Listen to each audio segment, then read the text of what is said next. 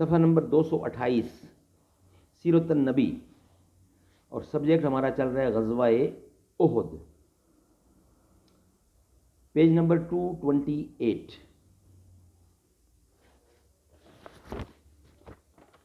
اردو زبان میں سرور عالم صلی اللہ علیہ وسلم کی سیرت پر جامع ترین کتاب سیرت النبی صلی اللہ علیہ وآلہ وسلم، علامہ شبلی نعمانی رحمۃ اللہ، علامہ سید سلیمان ندوی رحمۃ اللہ۔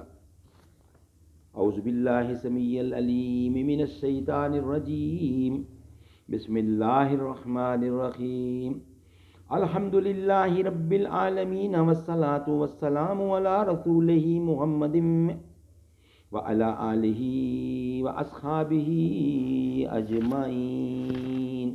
غزوہ احد۔ ولا تہنوا ولا تحزنوا وانتم الاعلون ان کنتم مؤمنین۔ صفحہ نمبر 228۔ کفار کے علمبردار لڑ لڑ کر قتل ہو جاتے تھے، تاہم علم گرنے نہیں پاتا تھا۔ ایک کے گرنے سے پہلے دوسرا جان باز بڑھ کر علم کو ہاتھ میں لے لیتا تھا۔ ایک شخص نے جس کا نام ثواب تھا، جب علم ہاتھ میں لیا تو کسی نے بڑھ کر اس زور سے تلوار ماری کہ دونوں ہاتھ ساتھ کٹ کر گر پڑے، لیکن وہ قومی علم کو اپنی آنکھوں سے خاک پر نہیں دیکھ سکتا تھا۔ علم کے گرنے کے ساتھ سینہ کے بل زمین پر گرا اور علم کو سینے سے دبا لیا۔ اسی حالت میں یہ کہتا ہوا مارا گیا کہ میں نے اپنا فرض ادا کر دیا۔ علم دیر تک خاک پر پڑا رہا۔ آخر ایک بہادر خاتون امرتا بنت علقمہ دلیرانہ بڑی اور علم کو ہاتھ میں لے کر بلند کیا۔ یہ دیکھ کر ہر طرف سے قریش سمٹ آئے اور اکھڑتے ہوئے پاؤں پھر جم گئے۔ ابو عامر کفار کی طرف سے لڑ رہا تھا، مگر اس کے بیٹے حضرت حنظلہ اسلام لا چکے تھے۔ انہوں نے حضرت صلی اللہ علیہ وسلم سے باپ کے مقابلے میں لڑنے کی اجازت مانگی، لیکن رحمت عالم صلی اللہ علیہ وسلم نے یہ گوارا نہ کیا کہ بیٹا باپ پر تلوار اٹھائے۔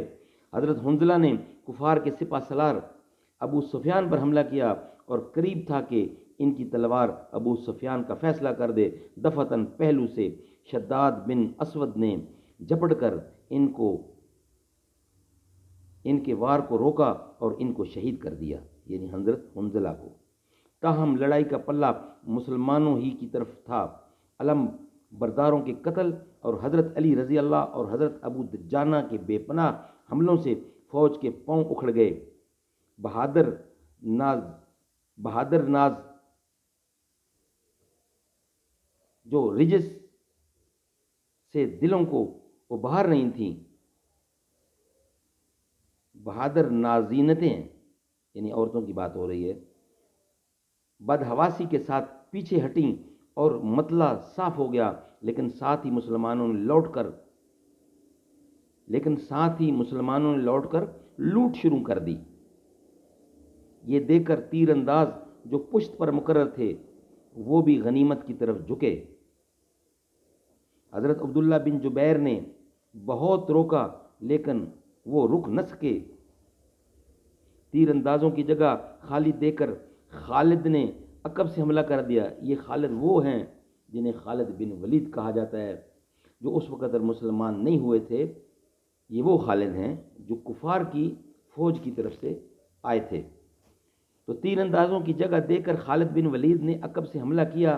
عبداللہ بن جبیر چند جان بازوں کے ساتھ جم کر لڑے، لیکن سب کے سب شہید ہوئے۔ اب راستہ صاف تھا۔ خالد بن ولید نے سواروں کے دستہ کے ساتھ نہایت بے جگری سے حملہ کیا۔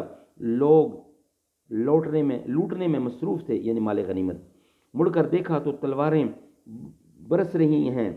بدحواسی میں دونوں فوجیں اس طرح باہم مل گئیں کہ خود مسلمانوں کے ہاتھ سے مارے گئے۔ حضرت مصعب بن عمیر جو حضرت صلی اللہ علیہ وسلم سے صورت میں مشابہ اور علم بردار تھے، ابن کمیہ نے ان کو شہید کر دیا اور غل مچ گیا کہ حضور صلی اللہ علیہ وسلم نے شہادت پائی۔ اس آواز سے عام بدحواسی چھا گئی۔ بڑے بڑے دلیروں کے پاؤں اکھڑ گئے۔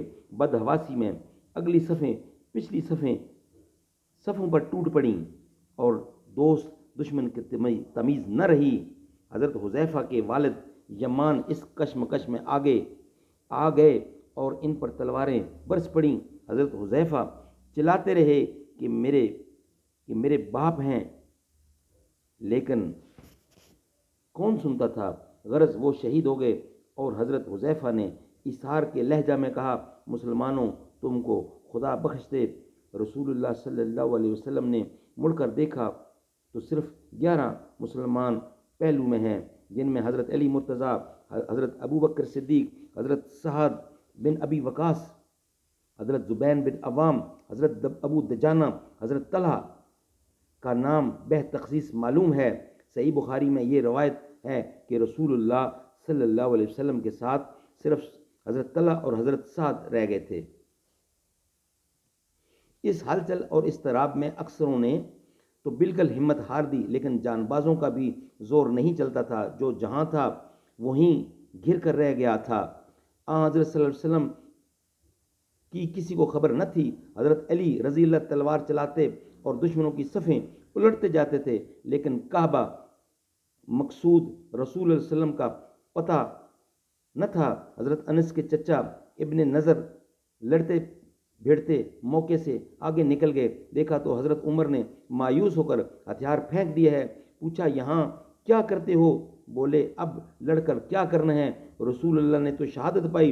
ابن نظر نے کہا، ان کے بعد ہم زندہ رہ کر کیا کریں گے؟ یہ کہہ کر فوج میں گھس گئے اور لڑ کر شہادت پائی۔ لڑائی کے بعد جب ان کی لاش دیکھی گئی تو اس سے زیادہ تیر، تلوار اور نیزے کے زخم تھے۔ کوئی شخص پہچان تک نہ سکا۔